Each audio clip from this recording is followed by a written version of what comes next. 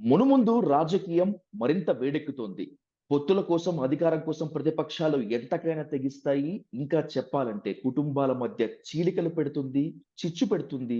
ఏ అధికారమే పరమావధిగా దేనికోసమైనా సరే పార్టీలు దూసుకు వెళ్లే దుస్థితికి వచ్చిందని చెప్పి గర్జించారు ఏపీ సీఎం జగన్మోహన్ రెడ్డి గారు. ఈ పొజిషన్‌లో జగన్మోహన్ రెడ్డి గారి వ్యూహం ఏంటి? ప్రతిపక్షాలు నిజంగా ఆ స్థాయికి వచ్చాయా అనేటువంటి దానిపై డీటెయిల్‌గా చర్చిద్దాం. AP press academy chairperson, senior editor Kommineni Srinivas గారితో ఇప్పుడు క్రాస్ ఫైర్ విత్ విజయ్ సాధు. సార్ నమస్కారం సార్. నమస్కారం. సార్ చాలా కాలం తరువాత రొటీన్‌కి భిన్నంగా తనదైన శైలిలో గర్జించారు ఏపీ సీఎం జగన్మోహన్ రెడ్డి గారు. అంటే నిన్న మొన్నటి వరకు ఖచ్చితంగా కుటుంబాల మధ్య ఎక్కడో చీలిక వస్తుందనేటువంటి అనుమానం ఉన్నప్పటికీ, ఇది అనుమానం కాదని డైరెక్ట్‌గా కుండబద్దలు కొట్టేశారు జగన్మోహన్ రెడ్డి గారు. ఏంటి సార్ ప్రతిపక్షాలు ఇప్పుడు కుటుంబాల మధ్య కూడా చేరిపోయి, అధికారం కోసం ఆ స్థాయికి వెళ్తున్నటువంటి జగన్మోహన్ రెడ్డి గారి స్పీచ్‌ని ఏ విధంగా చూడాలి సార్? అంటే ఆయన గర్జించారన్నది నేను అంగీకరించను. ఆయన సూచనాప్రాయంగా మాత్రమే ఆ విషయాన్ని వెల్లడించారు. తనకు వ్యతిరేకంగా జరుగుతున్న కుట్రలు, కుతంత్రాలని ఆయన ఆ రకంగా బయటపెట్టారేమో అని నాకు అనిపిస్తుంది. ప్రధానంగా మీ అందరి ప్రశ్న ఏమిటంటే, షర్మిల గారిని ఉద్దేశించేనా? షర్మిల గారు కాంగ్రెస్‌లో చేరడం మీదేనా ఈ పాయింట్ అంతా అని అడుగుతారు. సహజంగానే ఆ పాయింట్ కూడా ఉండవచ్చు. కానీ అనేక రాజకీయ పరిణామాలు, అనేక రకాలుగా జగన్ గారికి వ్యతిరేకంగా సాగుతున్న కుట్రలనండి, ప్రయత్నాలనండి, ఇవన్నీ చూసిన తర్వాత ఆయన సహజంగానే ఈ రకంగా స్పందిస్తారు. దా ఆయన మీద దాడి చేస్తుంటే ఎదురు దాడి చేయకుండా ఎట్లా ఉంటారు? ఈజ్ బట్ న్యాచురల్ కదా! సో, అందువల్ల దీంట్లో పెద్ద వింత ఉందని నేను అనుకోను. ఇక షర్మిల గారు కాంగ్రెస్‌లో చేరవచ్చా? చేరకూడదా? అన్నదే ప్రశ్న. చేరవచ్చా? చేరకూడదా? అంటే అది వారిష్టం. వారికి ఆ స్వేచ్ఛ ఉంటుంది. ఇది ప్రజాస్వామ్యంలో ఎవరు ఎటైనా వెళ్ళవచ్చు. దీంట్లో అన్నా చెల్లెళ్ళని, అన్నాదమ్ములని, ఎందుకంటే గతంలో చూస్తే నిజంగానే బంధుత్వాలు ఇవన్నీ కూడా రాజకీయాలకు అతీతంగా ఉంటాయని ఉంటాయి. అది బంధుత్వాలనేవి ఒక కోణం అయితే, రాజకీయాలు మరో కోణంగా జరుగుతున్న ఘట్టాలు అనేకం ఉన్నాయి. నేను మీకు అవేంటో కూడా వివరిస్తాను. అయితే మీన్‌వైల్ ఇక్కడ షర్మిల గారు ఇప్పుడే తాడేపల్లి ఇంటికి వెళ్లి సీఎం గారిని కలిసి ఆహ్వాన పత్రిక కూడా అందించారు. అది వ్యక్తిగతం. అది అంతవరకు రాజకీయాలతో సంబంధం లేదు. ఆ కుటుంబ పరంగా వెళ్లారు, ఆహ్వానించారు. ఆ తర్వాత వారి దోవన వారు వెళ్ళిపోయారు. రేపు ఢిల్లీ వెళ్లి కాంగ్రెస్‌లో చేరతారు అని. అయితే కాంగ్రెస్‌లో చేరడం కరెక్టా? కాదా? అంటే మాబోటి వాళ్ళమైతే చేరకుండా ఉంటే బెటర్ గదా! బాగుండేది గదా! అనిపిస్తుంది. ఎందుకు? తెలంగాణలో ఆమె వైఫల్యం చెందారు. ఆమె ఇక్కడ జగన్ గారి విషయంలో క్లారిటీ ఉంది. ఆమె తన చెల్లెలికి మీరు తెలంగాణలో పార్టీ పెట్టొద్దు. దానివల్ల ఉపయోగం ఉండదని ఆయన చెప్పారు. ఆయన చెప్పిందే రైట్ అయింది గదా! ఇప్పుడు. ఆమె హడావుడి చేశారు, పాదయాత్ర చేశారు, రకరకాల పాలేరులో పోటీ చేస్తన్నారు. వీటిలో ఏ ఒక్కటి చేయలేకపోయారు. కాంగ్రెస్‌లో విలీనం అంటేనే రేవంత్ రెడ్డి గారు వాళ్ళంతా అడ్డం పడ్డారు. అది ఒక రకంగా అవమానం. నిజానికి అసలు ఆవిడ తన తండ్రి పేరు చార్జ్ షీట్‌లో పెట్టడం మీద చాలా తీవ్ర ఆగ్రహంగా గతంలో మాట్లాడారు. మరి ఇప్పుడు ఏం తేడా వచ్చిందని, ఏం పరిస్థితిలో మార్పొచ్చిందని వెళ్లారో నాకు తెలీదు. బట్ రాజకీయంగా ఆవిడకి అది బెటర్ అనుకున్నారో ఏమో, మరి నిజంగానే రాజ్యసభ ఏదన్నా ఆంధ్రప్రదేశ్‌కి సంబంధించినంత వరకు ఆమె కాంగ్రెస్‌లో చేరినా పెద్ద ప్రయోజనం ఉంటుందని ఎవరు అనుకోరు. నేను కూడా అనుకోవట్లేదు. దానికి కారణం ఏంటంటే, కాంగ్రెస్ మెజారిటీ వర్గం అంతా కూడా వైఎస్ఆర్ కాంగ్రెస్ లోనే ఉంది. చాలా పెద్ద పెద్ద వాళ్ళు ఇతర పార్టీలతో పాటు కాంగ్రెస్ సంబంధించిన మేజర్ సెక్షన్ అంతా కూడా జగన్ గారితోటి నడుస్తా ఉంది.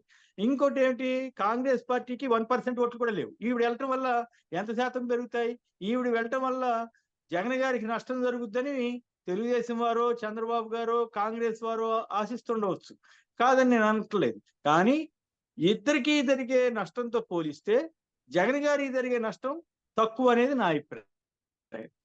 దానివల్ల ఆవిడ కాంగ్రెస్‌లో చేరడం వల్ల కాంగ్రెస్ ఓట్లు గనక ఓట్లు పెరిగినాయి అనుకోండి, అవన్నీ ప్రభుత్వ వ్యతిరేక ఓట్లు. అవి మీరు వద్దన్నా, అవునన్నా కూడా జగన్ గారికి వేసే ఓట్లు కాదు.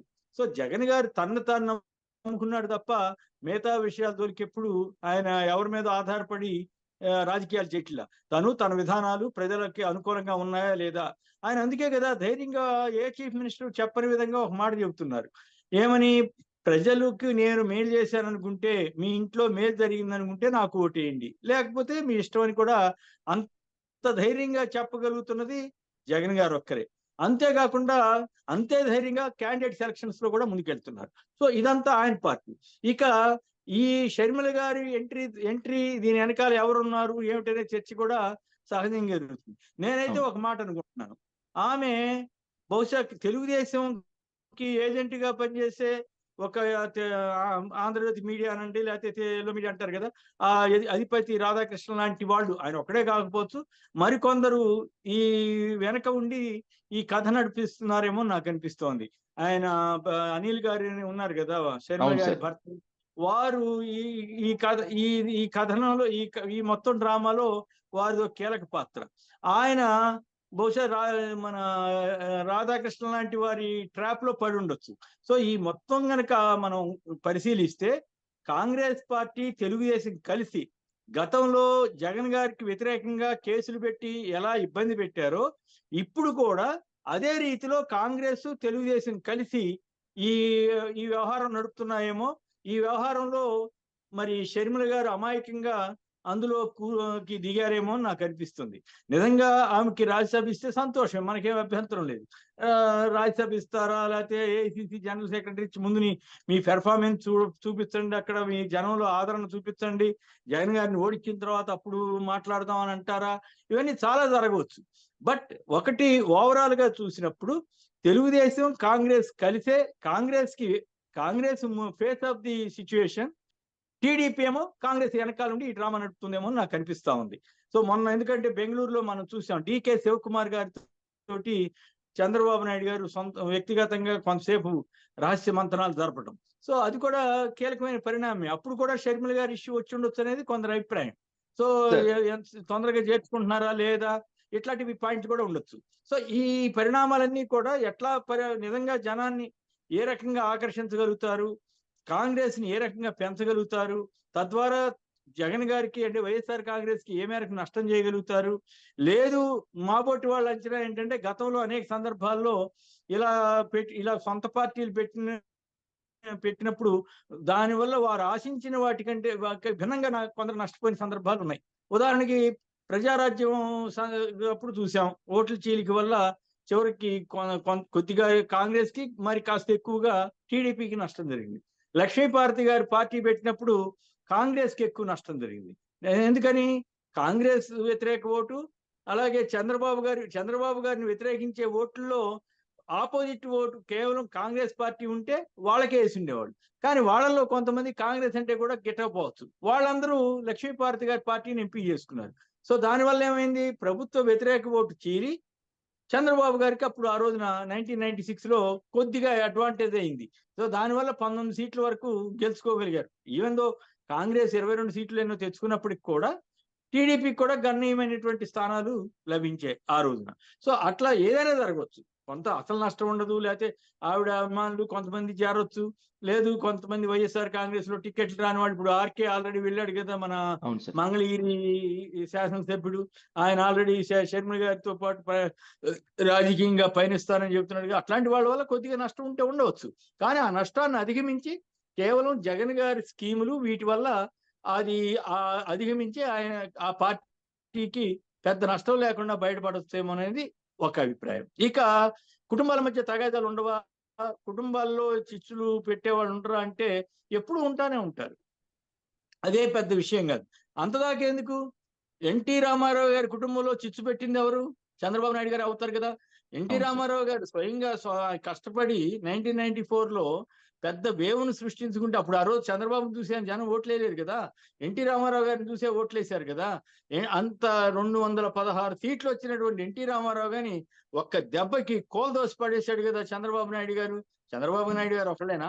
ఆయన ఇంకో అల్లుడు ఈయన చంద్రబాబు నాయుడు గారు స్వయంగా ఎన్టీఆర్ గారికి అల్లుడే కదా. ఆ తర్వాత ఎన్టీ రామారావు గారు చంద్రబాబుని ఏ రకంగా తిట్టింది మనకు తెలుసు కదా, వీడియోలు ఉన్నాయి కదా, ఇంత మోసగారు అని తిట్టాడు కదా. చంద్రబాబు ఒక్కడే కాదు కదా, దగ్గుబాటి వెంకటేశ్వరరావు గారు, అలాగే సొంత కొడుకులు హరికృష్ణ, బాలకృష్ణ, వీళ్ళందరూ కూడా ఎన్టీఆర్ ని ఎన్టీఆర్ కి మరి అంత తీరని ద్రోహం చేశారు కదా, మరి దాన్ని కుటుంబంలో రాజకీయం చేసుకున్నట్ట లేదా? అంటే కుటుంబాన్ని అవసరమైతే సొంత తండ్రిని సొంత మామని కూడా ఆ, వెన్నుపోటానండి, ఎదురుపోటానండి, మొహమాటం లేకుండా తోసి అవతల పారేసి వీళ్ళు సీట్ ఎక్కారు కదా. ఆ తర్వాత రోజుల్లో దగ్గుబాటి వెంకటేశ్వరరావుకి చంద్రబాబు నాయుడు గారికి తగాదా వచ్చింది కదా, వాళ్ళిద్దరూ గొడవ పడ్డారు కదా. దగ్గుబాటి వెంకటేశ్వరరావుని కనీసం చంద్రబాబు గారు తన ఇంట్లోకి కూడా రానివ్వలేదు కదా. ఆ తర్వాత హరికృష్ణ గారు, నేను నన్ను ఇంత మోసం చేస్తావా అని చెప్పి ఆయనకి, హరికృష్ణ గారికి ఏం చేశాడు ఈయన, మంత్రి పదవి ముందు ఇచ్చారు. ఆ తర్వాత అంతలోకి 6 నెలలు అయిపోయేసరికి రిజైన్ చేయాల్సి వచ్చింది ఎమ్మెల్యే కాకపోవడం వల్ల. ఆ తర్వాత ఉప ఎన్నిక జరిగింది. ఉప ఎన్నికలో హరికృష్ణ గారు గెలిచారు. కానీ ఆ తర్వాత 2.5 ఏళ్ళు 3 ఏళ్ళు టైం ఉంటే మంత్రి పదవి ఇవ్వాల. దాంతో ఆయన కోపం వచ్చి అన్నా టీడీపీ అని ఆయన సొంతంగా పార్టీ పెట్టుకున్నాడు కదా. ఆ తర్వాత గవర్నమెంట్, చంద్రబాబు గవర్నమెంట్ పోయిన తర్వాత మళ్ళీ ఏదో రాజీ పడి హరికృష్ణన్ దగ్గరికి తీసుకుని ఏదో ఎంపీ పదవి ఇచ్చారు. మళ్ళీ తర్వాత కూడా వాళ్ళిద్దరి మధ్య పొరపచ్చాలు ఉన్నాయి. మీకు ఇంట్రెస్టింగ్ థింగ్ చెప్తాను, నేను పేరు చెప్పను కానీ ఆ రోజుల్లో హరికృష్ణ గారు ఒక నక్కను పెంచుకునేవారు. ఆ నక్కకి ఒక పేరు పెట్టారు.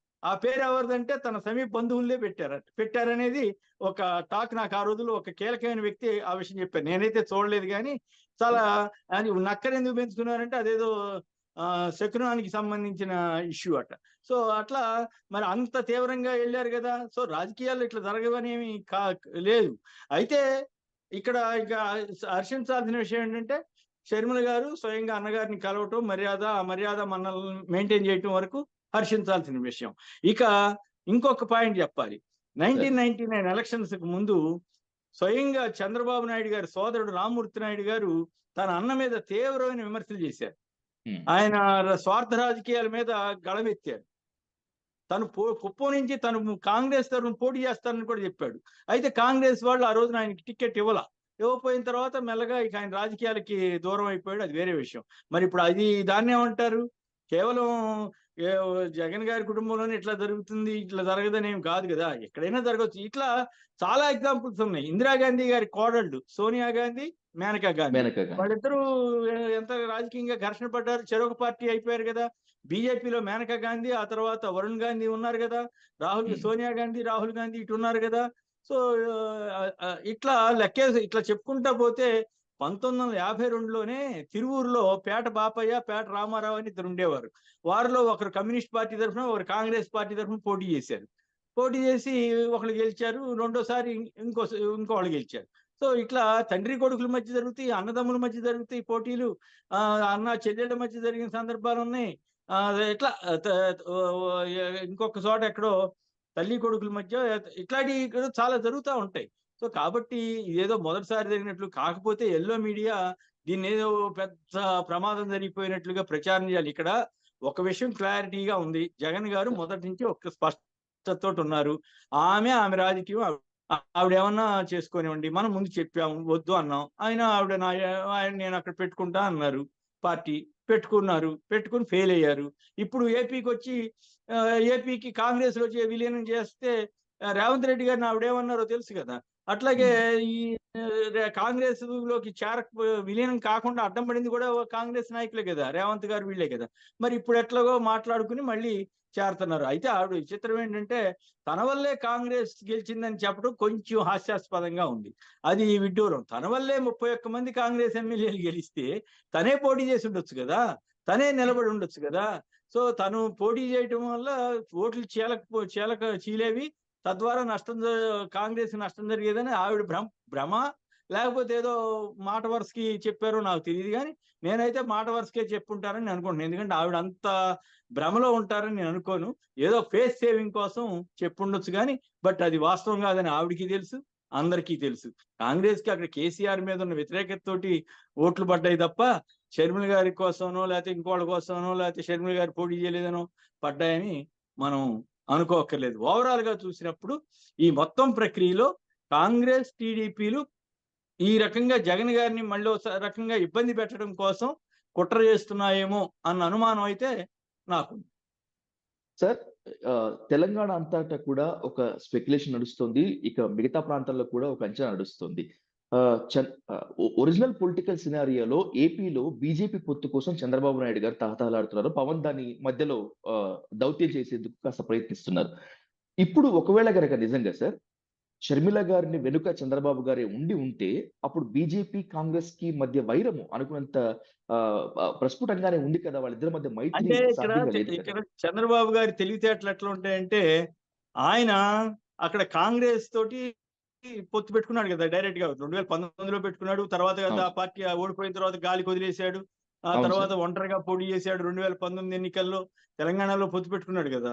ఆ తర్వాత గాలికి వదిలేసాడు. మళ్ళీ మొన్న ఎన్నికల్లో రహస్య పొత్తు పెట్టుకున్నాడు కదా! అదేమి ఓపెనే కదా! హ్మ్. ఆయనేమో కాంగ్రెస్‌కి, పవన్ కళ్యాణ్ గారేమో బీజేపీకి. వీళ్ళిద్దరూ కలిసి కూర్చుంటారు. జనసేనకి మద్దతు ఇమ్మనేమో పవన్ కళ్యాణ్ గారు అడగరు. చంద్రబాబు నాయుడు గారు జనసేనకి మద్దతు ఇవ్వరు తెలంగాణలో. అయినా కూడా పవన్ కళ్యాణ్ గారు అది పెద్దగా ప్రతిష్టగా ఫీల్ అవ్వడు. ఆయనేం సిగ్గుపడలేదు ఆ విషయంలో. ఇవ్వకపోతే ఇవ్వకపోలే అని ఆయన కూడా సొంత పార్టీకే ఆయన వెన్నుపోటు పొడుచుకున్నాడు. ఆ తర్వాత ఏపీకొచ్చేసరికి ఆయన బీజేపీతో పొత్తులో ఉన్నాడు. కానీ అక్రమ రాజకీయ సంబంధం ఏమో తెలుగుదేశంతో పెట్టుకున్నాడు. తెలుగుదేశంతో పెట్టుకుని ఆయన టీడీపీ వాళ్ళతోటి కలిసి కాపురం చేస్తున్నాడు. బీజేపీ వాళ్ళేమో ఎళ్తే ఎళ్ళాడులే మావాడే, మావాడే మాతోటే ఉన్నాడని వీళ్ళు సంతృప్తి చెందుతున్నారు. చాలా విచిత్రమైన అక్రమ రాజకీయ సంబంధాలను ఇప్పుడు ప్రస్తుతం ఆంధ్రప్రదేశ్‌లో చూస్తున్నాం. ఒకవైపు డీకే శివకుమార్ తోటి, ఇంకోవైపు పవన్ కళ్యాణ్ గారి ద్వారా బీజేపీ వాళ్ళతోటి. ఇయన్నీ మంతనాలు జరుపుతున్నారు. మొన్న కూడా కొన్ని ఛానెల్‌లో వార్తలొచ్చినాయి గదా! బీజేపీ తోటి అయిపోయింది పొత్తు రెడీ, రెడీ అని కూడా ప్రచారం జరిగింది గదా! మరి అది కొంత కాదంటున్నారు, అవునంటున్నారు. అది ఏం జరిగిందో అది వేరే విషయం. బట్ ఇక్కడ చంద్రబాబు నాయుడు గారి టార్గెట్టు ఆయనలో ఉన్న విషయం ఏంటంటే, ఆయనకి ఉచ్చ నీచాలు, రాజకీయాల్లో ప్రమాణాలు, విలువలు ఇటువంటి వాటి గురించి పెద్దగా పట్టించుకోరు. ఆయన అధికారం సాధించడం కోసం ఏ రకమైన వ్యూహం కావాలనుంటే ఆ రకమైన వ్యూహంలోకెళ్తా ఆయన పెద్దగా ఇబ్బంది పడరు. వేరే జగన్ గారేంటి నో, నో తను అనుకున్న విధానంలోనే పరిమితం అవుతారు. ఎందుకు చంద్రబాబు నాయుడు గారు ఒకప్పుడు బీజేపీని ఏమన్నారు? మసీదులు కూల్చే పార్టీ అన్నారు. ఆ తర్వాత కమ్యూనిస్టుల్ని ఏమన్నారు? కమ్యూనిజం ఎక్కడుంది? టూరిజమే అన్నారు. ఆ తర్వాత బీజేపీతో కలిసి ఓడిపోయిన తర్వాత ఏమన్నారు? బీజేపీ అంత అధ్వాన పార్టీ లేదు, మసీదులు కూల్చే పార్టీ అన్నారు.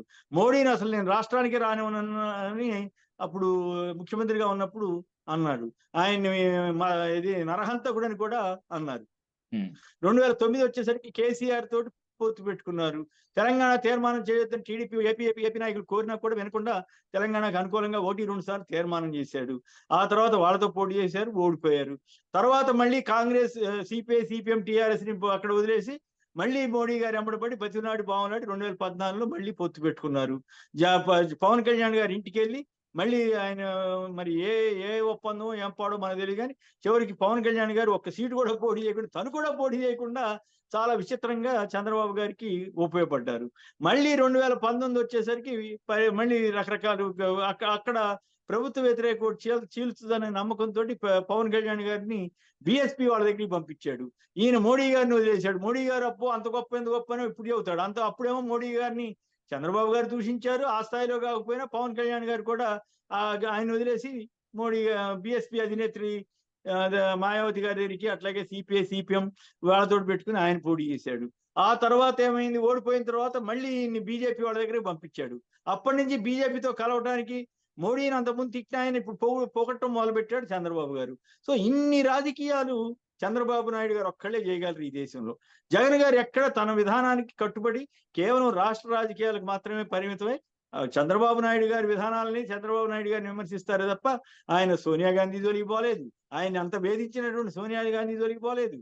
ప్రధాని మంత్రి మోడీ గారు బీజేపీ వారైనప్పుడు కూడా ఆయన్ని ఎక్కడ ఒక మాట లేదు. తనకు అవసరమైన విషయాల మీద మాత్రమే మాట్లాడుతూ ఉంటారు. సో ఆ రకమైనటువంటి క్లారిటీతోటి ఆయన ఉన్నారు. ఈయన ఏది అడ్వాంటేజ్ అనుకుంటే అవసరమైతే కాంగ్రెస్ వాళ్ళతో కలవగలరు, లేదంటే బీజేపీ తోటి 2 పడవల సిద్ధాంతం లాగా 2 పడవల మీద కాళ్ళేసి నడపగలరు. సో అయి కొన్నిసార్లు సక్సెస్ అయ్యాడు, కొన్నిసార్లు ఫెయిల్ అయ్యాడు. మరి ఈసారి ఎటువైపు వెళ్తాడు? నిజంగానే కాంగ్రెస్‌తో బీజేపీ తోటి కుదరలేదనుకోండి ఒకవేళ. అప్పుడు కాంగ్రెస్ తోటి ఏమన్నా ఎళ్తాడా అని చెప్పలేం. కాంగ్రెస్ తోటి ఎళ్తే చాలా విచిత్రమైన పరిణామం. షర్మిల హ్మ్. గారు అంతకుముందు ఇదే చంద్రబాబు గారిని బై బై బై అని చెప్పేవారు గదా! మరి ఆవిడ మద్దతు ఇస్తారా? ఇయన్నీ మనం తెర మీద చూడాల్సింది తప్ప ఇప్పటికిప్పుడు ఇట్లయితే ఇట్లా అవుతుంది, ఇట్లయితే ఇట్లా అవుతుందని చెప్పగలం తప్ప ఖచ్చితంగా ఇట్లా జరుగుతుందనడానికి ఇదేమి కెమికల్ ఫార్ములా కాదు గదా! రాజకీయాల్లో ఎప్పుడు ఏది అడ్వాంటేజ్ అనుకుంటే అది చేస్తారు. సో చంద్రబాబు గారేనంతే ఇప్పుడు షర్మిల గారు కూడా అదే రూట్‌లోకి వచ్చారని అనుకోవాలి. ఆవిడ మరి తనకేది అడ్వాంటేజ్ అనుకుంటే అది చేస్తారు. అప్పుడు ఒకవేళ నిజంగా కాంగ్రెస్‌తో కలిస్తే అదొక తమాషా సన్నివేశం. లేదు బీజేపీ తోటి కలిస్తే ఇంకో రకమైనటువంటి సన్నివేశం. అప్పుడు బీజేపీ, కాంగ్రెస్ వేరువేరుగా ఉంటాయి. బీజేపీ, టీడీపీ, జనసేన ఒక కూటమిగా ఉంటాయి. సో, కాంగ్రెస్‌తో కలిస్తే సిపిఐ, సిపిఎం వంటి పార్టీలు కూడా టీడీపీ, జనసేనతో కలిసే అవకాశం ఉంటుంది. సో, అయితే వీటన్నిటికి జగన్ గారు ఒక్కళ్ళే ఆయన యోధుడు లెక్క ఎదుర్కొంటాడు. అది ఈ సినారియో ఇట్లా ఉండే అవకాశం అయితే ఉంది. సార్, చివరగా ఒక ప్రశ్న కొమ్మినేని గారు. కర్ణాటకలో వచ్చిన ఊపు, తెలంగాణలో వచ్చినటువంటి జోష్‌తో ఏపీలో కూడా కాంగ్రెస్ ప్రభంజనం సృష్టిస్తుందేమో అనేటువంటి ఒక అంచనా షర్మిల గారిని కాంగ్రెస్ వైపు నడిపిస్తోందా? లేకపోతే ఆర్‌కే గారి బాటలో పాటు మరికొంతమంది అంటే జగన్ గారిని వ్యతిరేకించేటువంటి వాళ్ళంతా టికెట్లు దక్కించుకునే వాళ్ళందరూ కూడా ఖచ్చితంగా నా వెంట నడుస్తారు అనేటువంటి నమ్మకం షర్మిల గారిని ఇప్పుడు ఈ విధంగా నడిపిస్తుందా సార్? నేను షర్మిల గారు అంత తెలివి తక్కువ నేత అని నేను అనుకోను. ఆవిడలో పోరాట పటిమ ఉంది వాస్తవమే గాని, బట్ అంత వ్యూహ లోపం ఉంది. ఆవిడ తెలుగుదేశంకి సంబంధించిన కొంతమంది ఏజెంట్ల పొలిటికల్ ట్రాప్‌లో పడిందేమో అనేది నా అభిప్రాయం. 2 ఎందుకంటే ఇప్పుడు ఒక రకమైన ట్రాన్స్‌లోకెళ్లారనుకోండి మనుషులు. ఎవరు ఎదుటి వాళ్ళు సలహా ఇచ్చినా కూడా వద్దమ్మా మంచిది కాదు ఇదని చెప్పినా కూడా వినే పరిస్థితి ఉండదు. అసలు ఆ సలహాలు నచ్చవు. స్వయంగా అనుభవం అయితే తప్ప ఇప్పుడు జగన్ గారు చెప్పాడు. ఎప్పుడు 2 ఏళ్ల క్రితమే. అమ్మ వెళ్ళొద్దు. తెలంగాణ రాజకీయం అనవసరం మనకొద్దు అని చెప్పారు. విన్నారా? వినలేదు. కానీ ఆయన చెప్పిందే రైట్ అయింది కదా! ఆవిడ ఫెయిల్ అయిందా? సక్సెస్ అయిందా? ఇప్పుడు మళ్ళీ హ్మ్. కాంగ్రెస్‌ని పోని ఆవిడ కాంగ్రెస్ వాళ్ళు ఇప్పుడు చివరికి ఇందాక ఎక్కడో చింతామోహన్ గారు చెప్తుంటే విన్నా. ఆవిడ 6 నెలలుగా అడుగుతోందని అన్నారు. ఎంత పరువు తక్కువ. ఈవిడేమనుకుంటాంది? నా బలాన్ని చూసి కాంగ్రెస్ వాళ్ళు ఆహ్వానించారని ఆవిడ అంటా ఉంది. చింతామోహన్ ఇతర కాంగ్రెస్ నాయకులు ఏమంటున్నారు? ఆవిడ 6 నెలలుగా అడుగుతా ఉంది. సరేలే కాని అని మా వాళ్ళు ఒప్పుకున్నారు అన్నట్టుగా ఆవిడ యొక్క స్థాయిని తగ్గించే ప్రయత్నం వాళ్ళు చేస్తున్నారు. ఇవన్నీ రాజకీయాల్లో కామన్. వీటన్నిటికి మించి తన తండ్రికి అంత ఘోరంగా చార్జ్ షీట్‌లో పెట్టారు అని తనే తిట్టినటువంటి పార్టీలోకి ఇప్పుడు ఏం పరిస్థితి మారిందని వెళ్తున్నారన్న దానికి ఆవిడే సమాధానం చెప్పాలి. సో, అట్లా వెళ్ళటం కరెక్ట్ కాదనేది నా బోటి వాళ్ళ అభిప్రాయం. I may be right, I may be wrong. But she is entitled to have her own opinion. దాంట్లో మనమేమి అభ్యంతరం పెట్టక్కర్లా.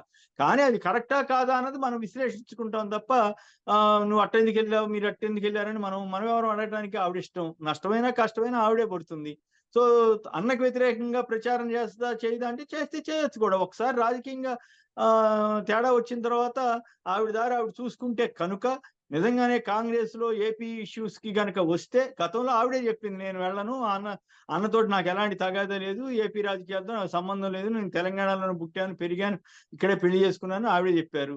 సో, అందరు రాజకీయ నాయకుల మళ్ళేనే ఆవిడ కూడా మాట తప్పితే మనం ఏం చేయలేం. మాట తప్పుతారా లేదా అన్నది ఇప్పటికైతే కొంతవరకు మాట తప్పినట్టు. కాంగ్రెస్‌ని ఇదివరకి హ్మ్. అంతగా తీవ్రంగా ఘాటుగా మాట్లాడి ఇప్పుడు ఆ కాంగ్రెస్ తోటి కలవటం అంతవరకు మాట తప్పినట్లు. అక్కడ కాంగ్రెస్‌లో చేరిన తర్వాత ఏపీకి వస్తే ఇంకా మరికొంత మాట తప్పినట్లు. తాను అన్నకి వ్యతిరేకంగా మాట్లాడితే ఇంకెక్కువ మాట తప్పినట్లు. సో, ఇదంతా ఎట్లా జరుగుద్దా లేదా అంటే ఇవేమీ జరగలేదనుకోండి. ఆవిడ కేవలం ఏఐసీసీ జనరల్ సెక్రటరీగా అక్కడ ఉండి ఢిల్లీ వరకే పరిమితమైతే ఆక్షేపణేం లేదు. ఆవిడ ఇష్టం తప్పేం గాదు. ఆవిడ అంతవరకు నిలబడితే. కానీ కాంగ్రెస్ వాళ్ళు అంత తెలివి తక్కువోళ్ళా? ఏదో రకంగా వాళ్ళ ఇంట్రెస్ట్ ఏమిటి? చంద్రబాబు గెలిస్తే వాళ్ళకి ఉపయోగం అని ఉన్నారు కాంగ్రెస్ వాళ్ళు. జగన్ అన్న ఆయన ఉంటే కాంగ్రెస్ పెరగదు అనేటువంటిది వాళ్ళ భావన. సో, జగన్‌ని దెబ్బతీస్తే మనకేమన్నా మళ్ళీ ఏమన్నా కాస్త పుంజుకుంటామేమో అని ఆశ ఆళ్ళది. ఎందుకంటే రాష్ట్ర విభజన నేపథ్యంలో కాంగ్రెస్‌ని పూర్తిగా తొక్కేసారు జనం. అసహించుకునే పరిస్థితి జనంలో ఉంది. సో, దాని నుంచి మళ్ళీ కోలుకోవటానికి రకరకాల ఎత్తుగడలు వేస్తున్నారు. రాహుల్ గాంధీ, ప్రియాంక వీళ్ళంతా వస్తారంట. మళ్ళీ ప్రత్యేక హోదా అంటారు, ఇంకేదో అంటారు. రకరకాల వాళ్ళ ఎత్తుగడలు వాళ్ళు వేస్తుంటారు. మరి అప్పుడు ఆ క్రమంలో మన షర్మిల గారి రోల్ ఎలా ఉంటుందన్న దాని మీద భవిష్యత్ రాజకీయం ఆధారపడి ఉంటుంది. అప్పుడు మనం కొత్త విశ్లేషణలోకెళ్ళాలి. ఆవిడ ఏపీ రాజకీయాల్లోకొచ్చి ఆ రకమైన పరిణామాలకి దారితీస్తే అప్పుడు ఓ రకంగా ఉంటది. ఆవిడ ఏపీ రాజకీయాల్లోకి రాలేదనుకోండి, అప్పుడు ఇంకో రకంగా ఉంటది. ఆవిడ తన గ త త ఆవిడనెవరు వైసీపీ వాళ్ళెవరు ఆవిడనెవరు విమర్శించరు. ఆవిడ రాజకీయం ఆవిడ చేసుకుంటుంది. కానీ ఇప్పుడు వరకు ఉన్న సూచన ప్రకారం అయితే ఏపీ రాజకీయాల్లోకొచ్చే అవకాశం ఉంది. అందుకనే ఏపీ కాంగ్రెస్ రాజకీయాలు కేంద్ర మాజీ మంత్రి చింతామోహన్ లాంటి వాళ్ళు పైకి షర్మిలను ఆహ్వానిస్తూనే లోపల అవమానకరంగా ఆవిడ పట్ల మాట్లాడుతున్నారు. ఆవిడ ఇవన్నీ చూసుకోవాలి అంతే. సార్, ప్రత్యామ్నాయంగా నిలుస్తానని చెప్పినటువంటి షర్మిల గారు తెలంగాణ నుంచి ఏపీకి వలస వెళుతున్నారు. అయితే ఇక్కడ ఫెయిల్ అయ్యారా? సక్సెస్ అయ్యారా? అనేటువంటిది ఓటర్లే నిర్ణయిస్తారు. ఏపీలో ఏ స్థాయిలో ప్రత్యామ్నాయంగా గెలుస్తారో, ప్రభావం చూపుతారనేటువంటిది మీ స్థాయిలో విశ్లేషించినందుకు, అయితే రాబోయేటువంటి రాజకీయాల్లో ఖచ్చితంగా డిసైడ్ చేసేది ఓటర్లే కాబట్టి let's wait for the battle sir. ఈ ఇష్యూ పైన ఇంత డీటెయిల్‌గా విశ్లేషించినందుకు thank you so much Kommineni garu. Thank you so much sir. Thank you.